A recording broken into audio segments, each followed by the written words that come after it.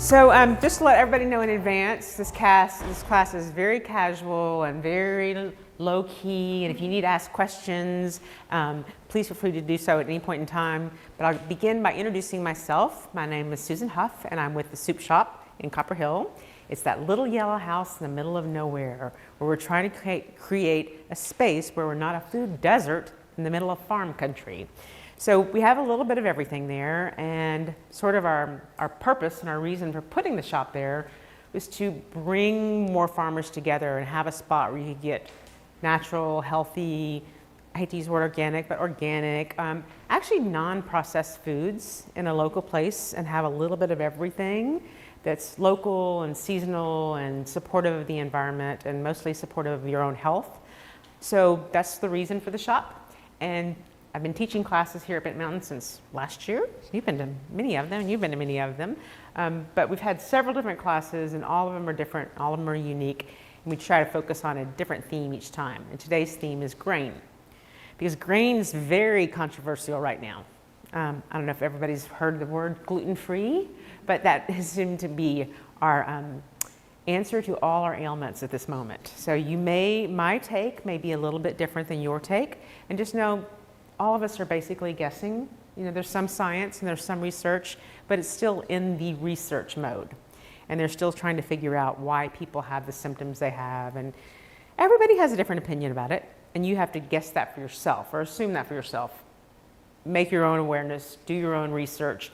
I do so much research that's all I do is look at food companies and look at food products and look at food labeling, and I call the companies and I ask a lot of questions. And that's really the best thing you can do for yourself. So I'll start out by saying, basically we'll be talking about grains. And I love grain. I'm not a gluten, I don't have celiac disease. In fact, a lot of people think they might, but really only 1% of the population in the world has celiac disease, interestingly enough. And only about 5 to 6% have allergies to wheat. So it's interesting, and that's a scientific data research fact. Yeah, and I think it's important to notice that we're not that many people have the allergies that we're doing, but the important fact that we're not looking at is the behind that, because it becomes a buzzword, so they get to have a whole new influx of products that they can expand their audience to, because, oh, it's gluten-free, then I can eat it and make me feel better. But the truth is, it's processing of foods that cause you to be unable to digest them, have bloating, have gastrointestinal problems, have colon problems, have skin allergies, there's hypertension, diabetes. There's a lot of things that come from the processing of foods and the additives. Hey guys, come on in. And the additives that are put on foods. So when you have a lot of things put into your product that's being highly processed and highly added products that your body doesn't even know what they are. So those aren't things that you can digest or assimilate. And what happens is our bodies start getting bloated and they start getting irritated and we start having skin rashes and we're like, it must be gluten. Often, if you'll watch Michael Pollan's film on gluten, you'll understand often that's really not the case.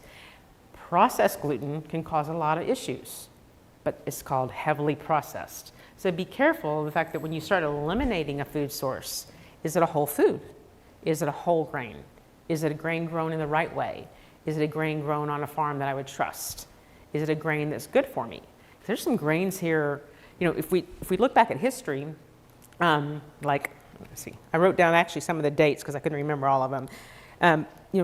The Romans used spelt and used einkorn, and the einkorn is the most primitive grain on earth. It's one of the oldest grains there ever was.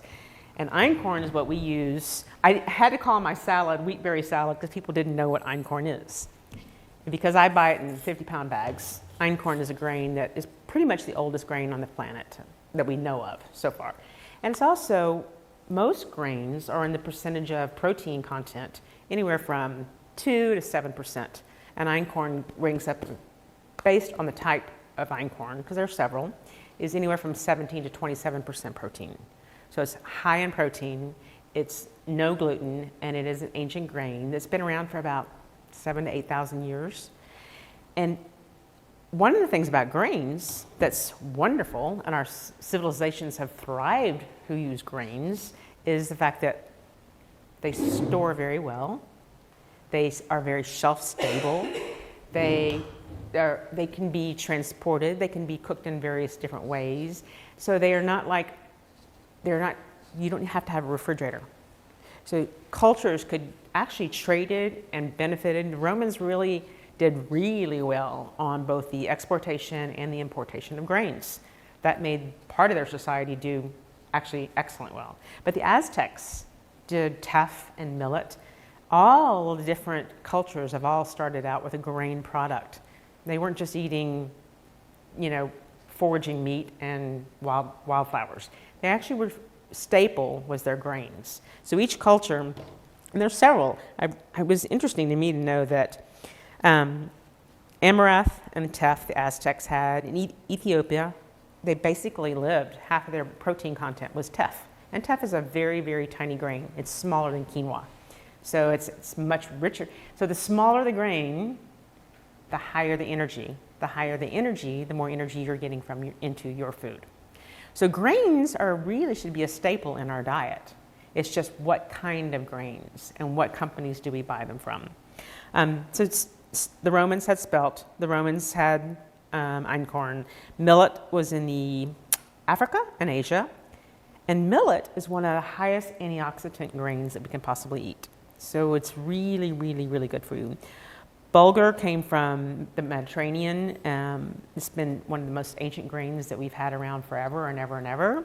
It's considered gluten, but most people who are gluten-free, gluten intolerant can eat good bulgur completely safely and not have any irritants in their bowels or other digestion. Emmer is also farro, and farro is what they use in Italy. And people go to Italy and they eat all kinds of pasta and grain, and they're like, and I had no problems. It's because it's not wheat that we grow in America. We grow our wheat here completely different than they grow farro in Italy and countries like that. They've been growing it for 5,000 years. And why would they have another expense to spray Roundup on it when they've been growing it really well without having to buy that? So to them, it's like, we don't want to add to our budget. We've been doing pretty well without that. But Americans want things often faster and more and cheaper. Faster, more, cheaper, faster, more, cheaper. So wheat in America, most wheat farms, when they harvest wheat, so wheat is sprayed anywhere from 10 to 16 times with Roundup during its growing process. Then once it's harvested, and wheat is a grain, just like anything else, once it's harvested, it's sprayed with Roundup to do what?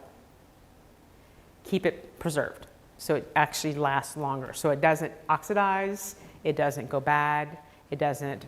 So the Roundup process is really heavy on many, many wheat farms. And the problem is a lot of that goes overspray even to organic farms, so you have to be very careful. So wheat's one of the grains that is grown with the most pesticides, herbicides, and most Roundup use. And wheat's the cheapest product we can come by in America, because we grow it fast, we grow it cheap, we grow it easy, and they spray it again with Roundup, so it lasts forever, and we just bleach it and we pasteurize it and we do everything with it. So be careful about how much wheat you have in your diet. The other things, but there are some good wheats, so you have to be careful. So then I'm going to show you the fact that you don't just have to stay with one kind of grain. There are so many wonderful grains out there. So if you educate yourself to what you can get, they're very shelf stable, they last very, very well, and they're excellent for digestion, for protein content, and for a lot of flavor. So here's some of the things that I love to use. I love millet. Millet's my personal favorite grain besides einkorn. I eat millet all the time. You can do it in place of rice. It has a much more nutty flavor. It's highly digestible. It has more antioxidants than any of the other grains, even more than einkorn. So millet was a staple in the Mediterranean diet, and it's amazing for you.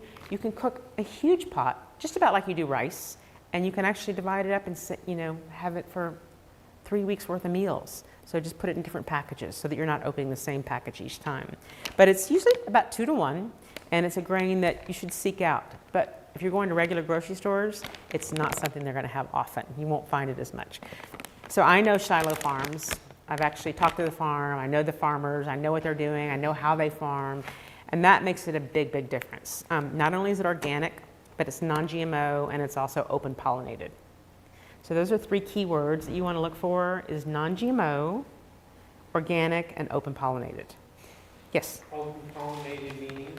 Well, the shaft of the seed can be open and pollinated itself naturally. So it's being pollinated naturally. It's not being used with chemicals, and it's not being that period of time where the pollination happens. There's no sprays whatsoever. And almost all open pollinator are also going to be certified organic farms. You would never find an open pollinated that was not as well organic. Organic can be a buzzword. So I'm kind of not on the organic track as much as maybe people think I am. They're like, because to me it's another term. Because you can go to organic farms. I was recently at a peach farm and asked them how much copper they sprayed. And they didn't want to tell me because they sprayed copper a lot. Too much for us to even adjust. Because it's okay to spray copper on organic fruit. And they don't limit them to how many times they can do that. So you also have to look in to see like how many things are sprayed on different. So the buzzwords of gluten-free, organic, you also have to look at the label. And the most important thing you have to do is what? Turn the package around and read the back of it. Most of the things that are on the front of the package are marketing. It's just pure marketing. So learn the good farms. Bob Mills is a pretty good, safe, all around. You can get everything from Bob Mills. Some of them are called gluten-free products. Some of them aren't. I use their cornmeal.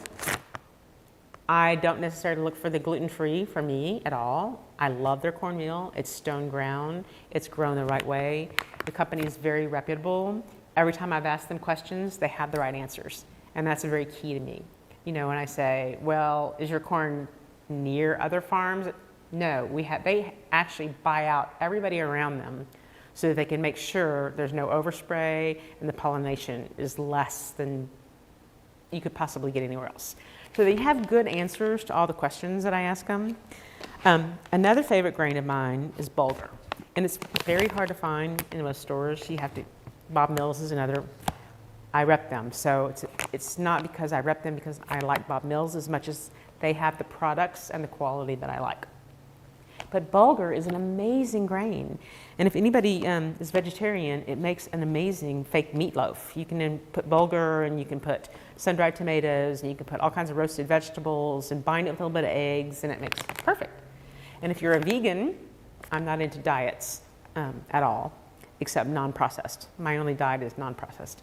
But if you're a vegan, you can also use Bob's egg replacement and make a meatloaf out of it or casserole out of it.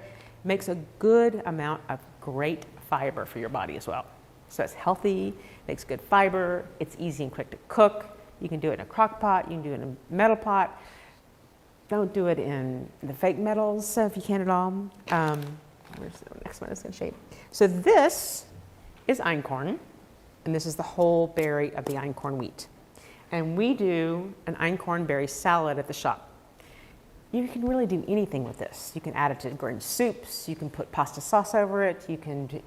There's a limit. You can grind it up, make your own flour out of it. It's limitless to what you can do with it. And we use a lot of it.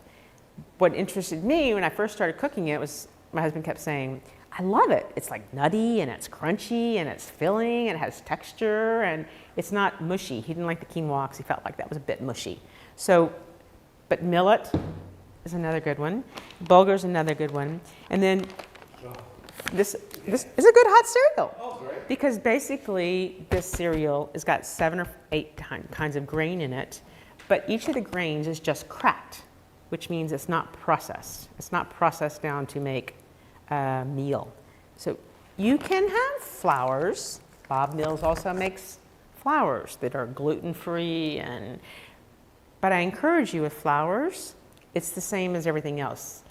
If you constantly just buy the buzzwords, you may be limiting yourself on some of the healthier options that are there around. So there are some good flours, and if you have celiac, I would encourage you to do that. If you don't have celiacs, just be careful about what company am I buying from, what farm am I buying from, what grain am I consuming, and is it processed? So here's a fun one for me. This one's really cute. So I brought this because I want to show some good, bad, evil. Is this one. Earthy grains. It's a marketing tool, right? So earthy grains is something you can put in a microwave, which I don't own a microwave because I think it basically destroys any nutrition in your food. So it's a choice you can make for yourself. But once you get unit run, I remember when John and I got together, that was 15 years ago, he's like, so how do you heat your food? I'm like, on the stove, in a pan.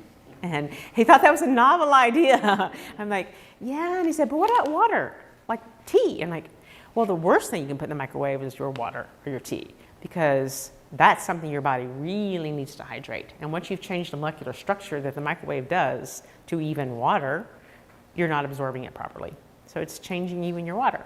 So limit your use if you can. But so this is interesting. This will be fun. So it has all the buzzwords. It has BPA free. It has 90 seconds. It has no artificial flavors, right? And it says no certified synthetic colors. That one was a little strange to me. What is no certified synthetic colors? So, but then if you turn it around and you read the ingredients, there's actually 37 ingredients in this. It's a package of flavored chicken rice, right? So the first ingredient you would think is interesting would be rice, and it's not. It's water and soybean oil. So after the soybean oil, because soybean oil is a stabilizer that almost all cheap companies use. If you see soybean oil in the first 5 ingredients, put it back. Soybean oil is one of the worst things you can consume. It's rapeseed oil, and it's the cheapest product they can possibly put in everything to make it shelf stable. So it lasts for a long time, and it's really not very good for you. But the funny thing is, now I start reading it, and I'm like, okay, canola oil, soybean oil, thiamine, chicken broth concentrate extract, chicken broth powder, chicken fat, non-fat direct powder. There's about, you can just maltodextrin, onion powder. There's all this stuff in here. And then I'm reading it. This is the scary part. I know a lot of men are on statin drugs. A lot of women are on statin drugs. High blood pressure, all these things, mostly because a lot of it's sodium. If you ate this package, which would not be enough for me for a meal, you will get 1,300 milligrams of sodium in this one little bitty package. That is earthy grains. Actually, it's crappy grains with a bunch of stuff in here that you don't need. And that amount of sodium will make your mind be able to not concentrate or focus on anything. Yeah? Also, that rice is going to be, quote, minute rice. So it's rice that's been, extruded in water. There's nothing in it. And minute rice has one of the highest glycemic index of any of the foods, which means your blood sugar will rapidly, yes, your minute rice or your instant box mashed potatoes. So there's 2 things that we do sell at the shop, is the einkorn berries, and we also sell wild rice. And so if any of you know who have Roanoke has one of the highest per capita populations of diabetes in the country. Who knew? I didn't. And I have a lot of people who come into the shop who have diabetes. And one of the things that I steer them immediately toward is einkorn grain and wild rice. Because they can take their blood sugar 15, 20 minutes after they've eaten wild rice, and it will not change it at all. Because it's such a slowly digesting process in your body. So the sugar content. But now if you're going to take some jasmine rice or white rice, or the stuff they use at all the Chinese food shops and the Thai, they fill you up on this, your blood sugar is going to go up immediately because it's basically white sugar. So when the whiter things are, the higher the blood sugar is going to go up. The darker they are, the slower and the lower the blood sugar is going to go up. Especially wild rice. Wild rice is fabulous. It's super loaded with antioxidants. It's super loaded with nutrition and nutrients. It's super low. It's basically like a 2% for sugar glycemic. People with diabetes can eat a bowl full of wild rice and it will not affect their blood sugar level at all. We eat it all the time because I think it tastes better. It's not just that it's better for you, but it has so much more flavor and it's so much more interesting and has more texture. But you get used to, now when I go to any place and they have white rice, I'm just like, I don't even want to waste my food intake on that because it's just like fluff. And they serve you a lot of it. Why? Cheap. It's cheap. And that's when you usually have the gastrointestinal problems. So I encourage you to be careful about, not that you can't have some jasmine rice, or not that there's some good rices out there, but the darker, the better. And wild rice is always the best. And einkorn has, again, some of the highest proteins. It's a little bit harder to cook. Some of these grains, almost all of them, I soak overnight because it helps open them up so that you don't have to cook them a long time at high temperatures. Remember, the higher temperatures you cook things, the more nutrition that gets leached out. You want to cook them low and slow. So if you think low and slow, cooking anything and soaking things is really good. So soaking beans, soaking rice, soaking grains.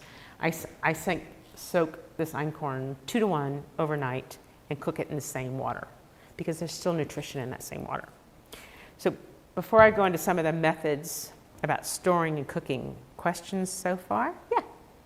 When you were talking about the millet, you said something about separating it in packages so you don't keep reopening. Oh, I'm saying if you, like sometimes I'll take and I'll cook this whole bag of millet at one time just because I want to get it done. I like less work and less cleanup. I don't like to clean up so much because I have so much cleanup to do. So I'll cook the whole bag and then I'll do it in maybe 10 glass Pyrex bowls and fill each bowl, and then I'll freeze 6 of them and keep 3 of them in my refrigerator. So then I constantly have something that's ready and prepared. I'm not having to juggle something immediately at the end of the day when I'm tired. For me, when I get home from the shop at 5:30, the last thing in the world I want to do is make dinner. So I always have dinner made. My dinners are pre-made the week in advance and pre-ready, and I put them in my refrigerator that morning when I'm going to work because I know me, I'm like, maybe a bowl of popcorn. That's about all I can pull out of me at this point in time because I'm tired. And preparing a big meal at that time of the day is just not really in my cards. So I make sure that I have it pre-done. So that's what I mean but what you don't want to do is you don't want to have like a giant big bowl of it like this in your refrigerator, and then you're opening and closing and opening and closing. Because I guess having a food shop and being in the food business, every time you oxidate it, you're making some bacteria come in and you're also losing some of the nutrition. So smaller packages of things that you're not opening and closing constantly. Even John knows, I'm like, don't open the refrigerator anymore. We've already opened it 3 times. Like, don't open that package anymore. And then he gets so, because he's not been in the food business, so I'm like, okay, keep putting in a smaller package. Like if we have turkey that's sliced, I'm really hyperventilating about smaller package, because I don't want any air around that food. So the air is what causes it to degrade, get bad. So keep putting your things in smaller packages. And remember, if you keep it in glass in your freezer or your refrigerator, the glass, usually if you buy thick glass, it won't break. That's a big one. If you're using bell jars, only fill to the fill line, because if you fill above the fill line, they will break in the freezer. So only fill to the fill line. And the other thing is glass in your refrigerator stays about 15% colder than plastic does. So when you're using the plastic containers, they don't keep as well, they don't keep cold as well. We don't keep anything in our refrigerator at the shop that's not in glass because it keeps all of our meats and our cheeses and everything much colder in the refrigerator. And I'm a little bit of a Nazi. I go to people's houses and I see they're open their refrigerator and I'm like, okay, well there's enough food in there for 50 people and it's all crammed in and you've got it in those drawers. The drawers make me really crazy. So when I buy a refrigerator, all the drawers come out so I can see my food. So, the drawers are the places that you pull out and you've got 2 rotten tomatoes, an ear of corn that's been there for a month, a rotten onion, and 2 things of lettuce that have gone bad that are still in the plastic bags. That's most people's homes, I guarantee you. And I'm like, and then they want to buy cheap food. And I'm like, and you're throwing away like $100 every few weeks in food because you're letting it go bad. So buy good food, buy less of it, and store it properly. Like greens, please don't put them in that plastic bag and put them in the drawer because they're just going to go bad and you're going to forget about them. And please don't put your onions in the plastic bag and throw them in that drawer because they're just going to go bad and you're going to forget them. And don't overbuy. I don't know if it's American disease. When we were living in Italy, it's like, people get their onion that day and they get their bread for that day and they get their pasta for that day. But we have to go buy massive amounts of things and then throw them in the fridge and then let them go bad and throw them out. And then we complain about the price of food. So maybe. Good question? Oh, no, but just, I was gonna make one comment too about the so-called organics that you're going to see in the stores. One of the things that I noticed was, you look at the ingredients, which you started me on, a lot of times they say, we've added vitamin D, vitamin, this, and I was thinking, well, you must have processed a heck of a lot of stuff to force you to add vitamins back in. Correct. Yeah. And that's one of the things that I try to get people to understand is it's, less about diets and less about organics. It's about whole foods. And, Hippocrates said, and this is my favorite quote of all times, eat what rots before it does. And that means you're eating foods that are local, that are seasonal. People tell me, oh, I eat my blueberries every day. And I'm like, let's see, it's February and you're in Virginia. I'm thinking they're not growing here right now. Now it's raspberry season here, and if you can find a local farm, go pick some raspberries. They're perfect for you. They're in season and they're local and they're ready. And greens are a little on the iffy side right now, but we're getting a lot of peppers and we're getting some good corn in and we're getting good, let's see what else. I got tomatoes and zucchini, so those are the things you should be really eating in season at the location that you will do much better eating what grows where you are and what grows in that season, rather than trying to go, oh, well, I think I read that if I eat blueberries every day, I'm going to be healthy. Or if I take this supplement, I'm going to be healthy. Because supplements are what? Processed. Sorry. And you'll notice that, remember when we used to walk in the grocery store and the first thing you walked in was produce? And now you have to walk through prepared foods, and you have to walk through everything that's on sale and all the snacks. And then you hopefully get to the produce section and everything's in plastic. But so I encourage you to just see what you can do from the farms, see what you can do locally, and try to eat seasonally and try to eat what's in the area that you are in. Also, what your ancestors ate is always best for you, because your body has been hundreds of years getting used to things and processing things. So what your ancestors ate is really important. So another thing, pastas. Pasta's big for me. I like pasta. Everybody loves pasta. Pasta's great. People get big GI issues because they buy this kind of pasta.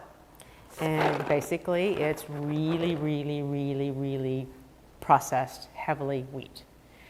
But if you buy, and I don't know why I forgot my box of pasta that we have at the shop, semolina pasta from Italy.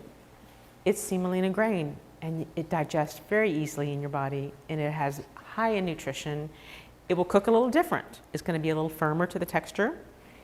I don't know, I've tried that, it was red lentil pasta. It's called mush to me. It never turns out well.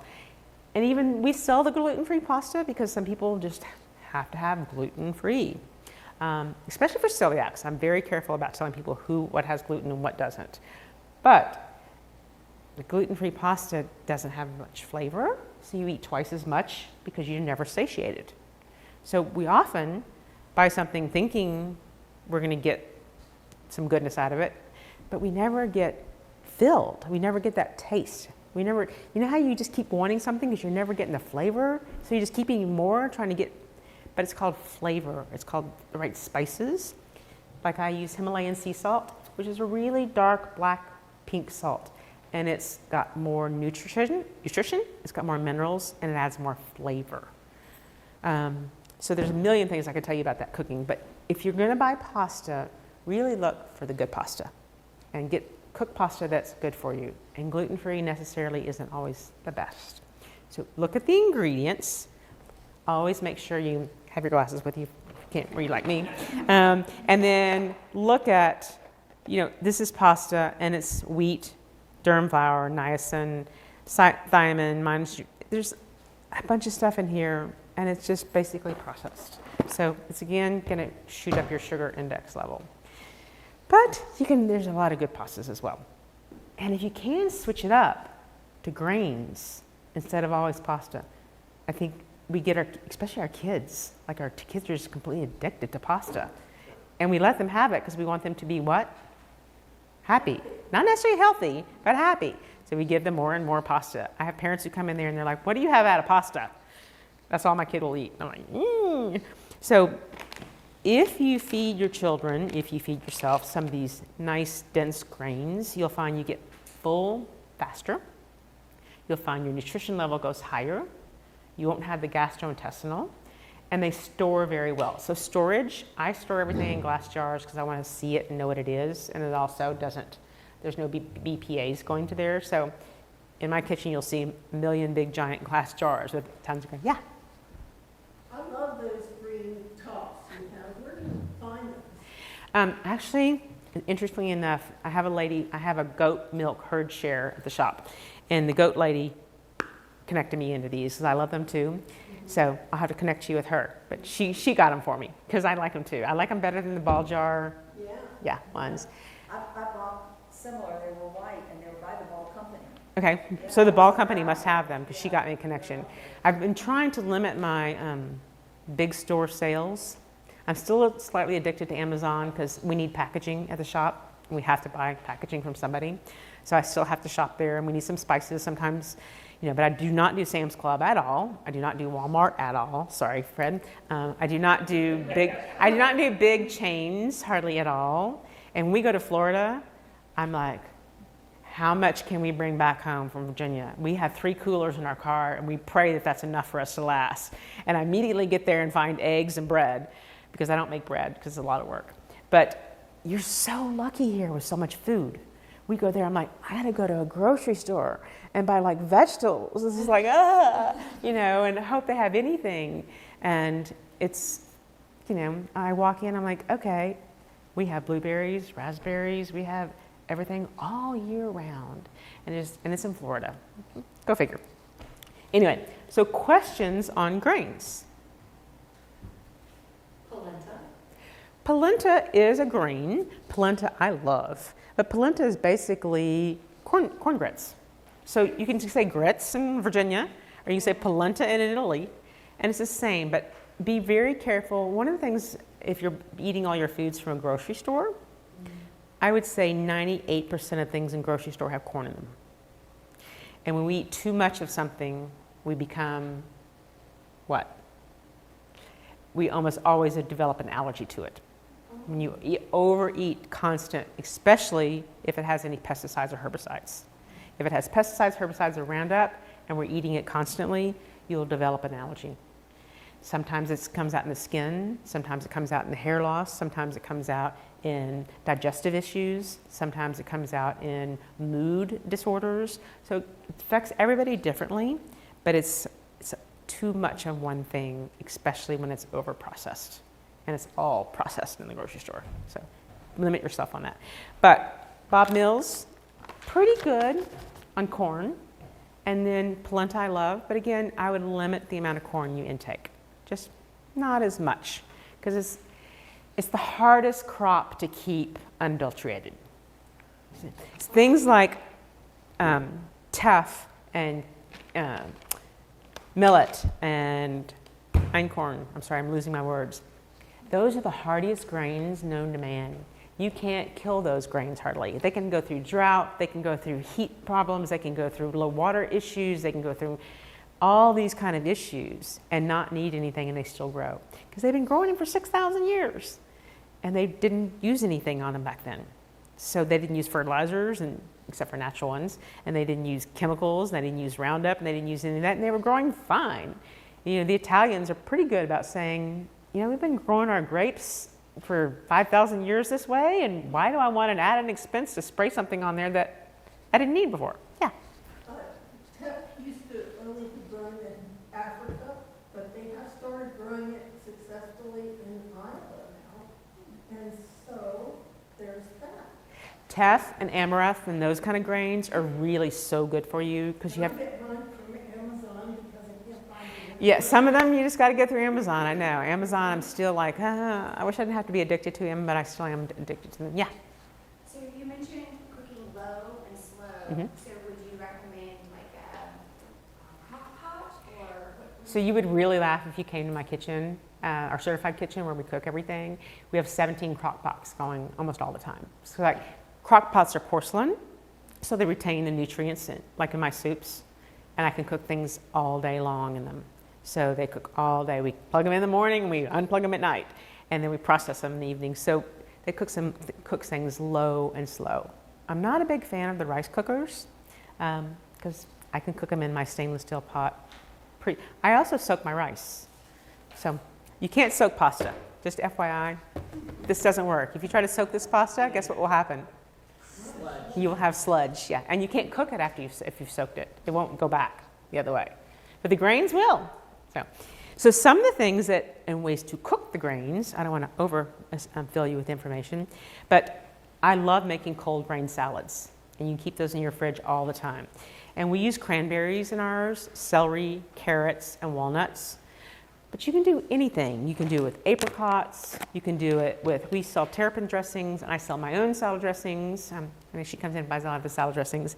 But I love a good ginger honey, a good balsamic, works with these grains. I also stir in, we have about 15 or 20 kinds of mustards at the shop because I love mustard, he loves mustard. Mustard's really low on the sugar glycemic index and has no dairy. So I love all kinds of mustards. Low sugar, lots of flavor, you add it to anything.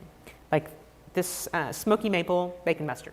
You can add it to any one of the grains, do about half this jar, do a big bunch, and then stir it up and add any veggies you want.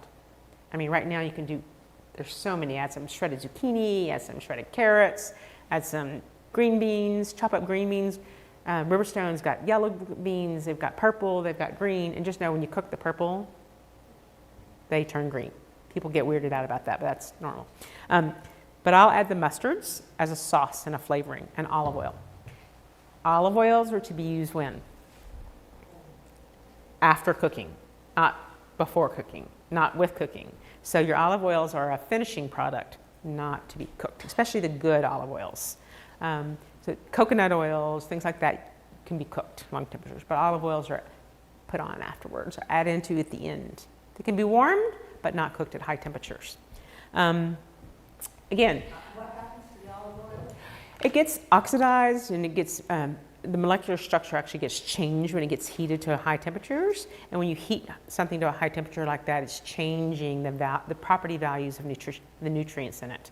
So basically you're losing about, if you buy good high quality olive oil like we do in the dark glass bottles, and it's organic and it's good and it's quality and it's good first press, it doesn't have to be first press. But when you heat it to a high temperature, you've changed all that nutrition and you've lost about half of it. So it should be kept, and you'll look at the Italians, you'll look at the Mediterraneans, and most of those people add their olive oil at the end. Well, how do they cook with it?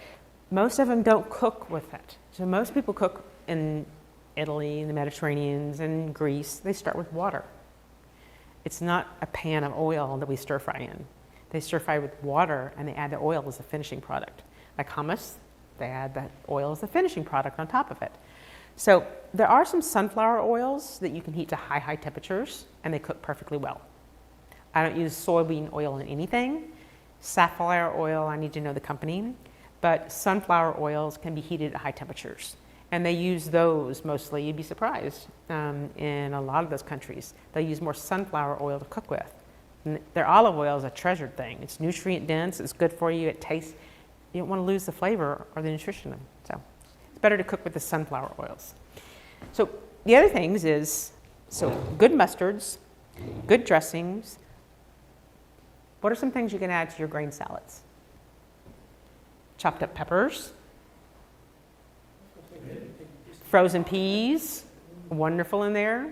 Throw in a bag of frozen peas in there, celery, any kind of nuts, beans, nuts, almonds, cashews, pistachios, sunflower seeds. They all make it crunchy and yummy and texture. You can add, I love celery, I love carrots, I love walnuts, so that's how that happened. I love balsamic. But there's endless arrays. You can chop up apricots. Apricots are really, really good for you. We sell dates at the shop because I love dates, and dates are so high in nutrition and such a good sweet additive for you. Dates can go in your grain salads. You don't have to make them sweet. You can make them savory. You could add spinach, chopped up spinach, and you can add fresh dried herbs or fresh herbs. Tarragon's wonderful in them. Sage is growing wonderfully here. One of my favorite is to do a millet with mint. We have so much mint at the shop. I could sell you mint and I'd be a millionaire. But you can add mint to those salads and cucumber, and make a lemon, garlic, honey glazed ginger dressing. And mint and cucumbers actually do what? They cool the body temperature down. They're great for digestion. They help your body hold moisture in the organs, and they also cool the body temperature down. So cucumbers, mint, and again, good for digestion, good for cooling your body down, good for fiber, and great in any grain salad. So, I like fresh citrus. yes. Like, I mean, even just chopping up an orange. Yes. And putting like fresh chopped orange in something like See that? I think that's a fabulous, yes. And I even do my zest your lemon peels, if it's a good lemon. Zest your lemon, and lemon zest in these grain salads is amazing. It's really, really good. And everybody should have a few herbs growing at home, right? Because they're really easy to grow. Instead of paying $4 for that little plastic package at the grocery store, for $3 you can buy a whole plant and just stick it in the ground. The herbs are the easiest thing to grow. But what do herbs like? To be used. They like to be used. They like to be cut. So if you just let them, they don't do as well. So use them all the time. I go out there every day and pick some stuff. You could throw nasturtiums in here. Edible flowers would be beautiful. So questions about storage, how to keep them. Questions about cooking, usually 2 to 1. The bigger the grain, I would soak overnight. Remember to start knowing your farms. Knowing your farm, knowing your farmers. That's a beautiful thing. And I happen to be the one that calls them up and says, well, hey, who's growing next to you, and how did you get your organic certification, and what do you fertilize with? But it's really easy. By the third question, you know if they're in the game or they're not, So they start answering wrong, and I go, next. So they have to give the right answers. And don't be sold by the titles. Some of the worst products say farm friendly, nature, grown in some valley, somewhere, healthy heart. We have been carrying around a muffin. And all these terms, and I'm just like, and just turn it around and read the ingredients and look at the sodium content. Very, very important. Sodium content's big. The can, that little bitty can that's about this big of Campbell's tomato soup? It has enough sodium in that one little bitty can to make you not be able to remember anything for probably 2 days. It's more sodium than you should have in 24 hours. And it's in that one tiny can of soup. I'm incensed that people even buy those canned soups. I'm like, those things are like death bombs. Just read the sodium content. There's no reason in the first ingredient is going to use soybean oil before tomatoes. So those things kind of bother me a little bit. So we talked about storage, we talked about cooking, we talked about looking at your farms, we talked about preparation. Questions? Yeah. Okay, when we were talking about fruit, how do you feel about grapes and raisins?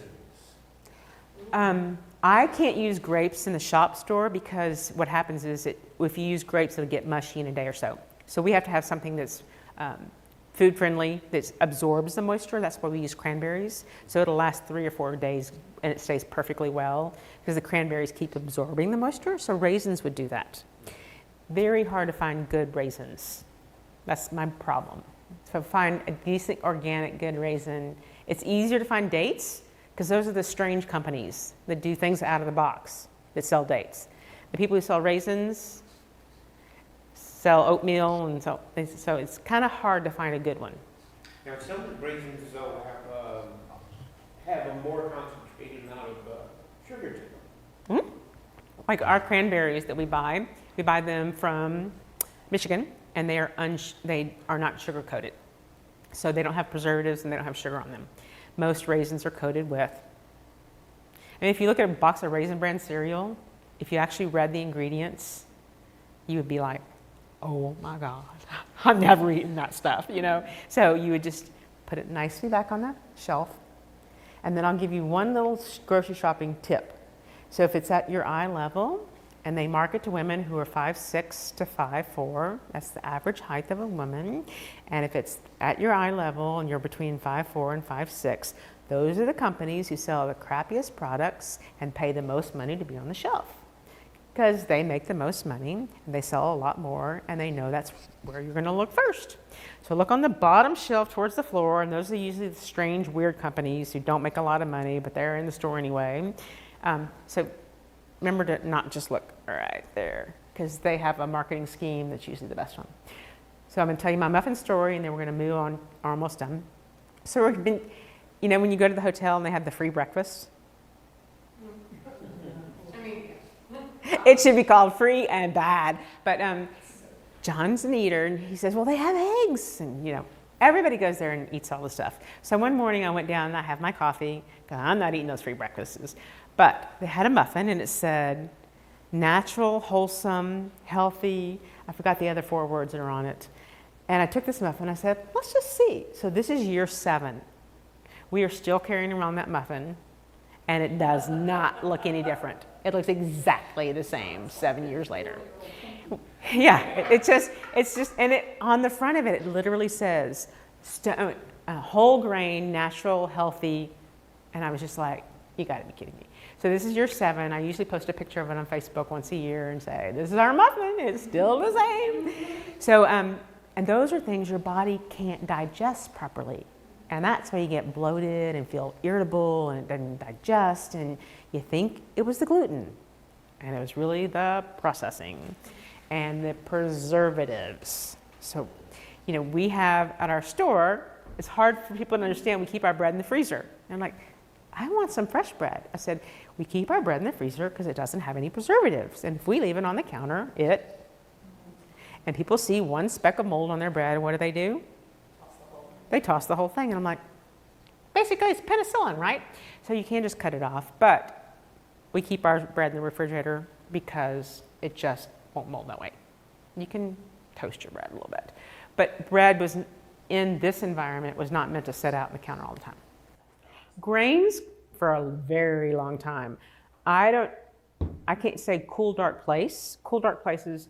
My flowers, if I open a flower, if it's open for more than a month, I put it in the refrigerator. If I haven't used it up in a month, I refrigerate it.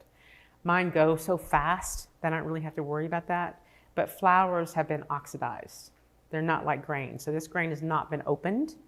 So it can stay in this glass jar for 2 years and you're gonna be fine. Yeah, it'll be totally fine. But once the flour has been broken down like this into a flour, then I would refrigerate it. Or keep it in the freezer, either one. It's just because it's been oxidized at that point. And that's the difference between when you opened it and when it's not open. Like millet, you could leave this in a glass jar for 3 years, you're fine.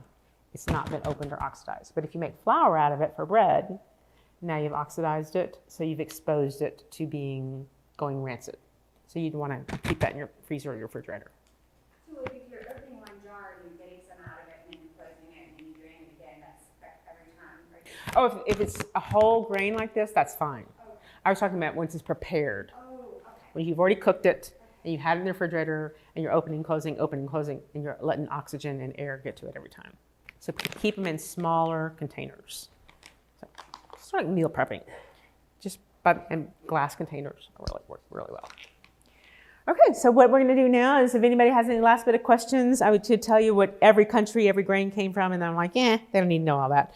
But rye is another grain that I really love.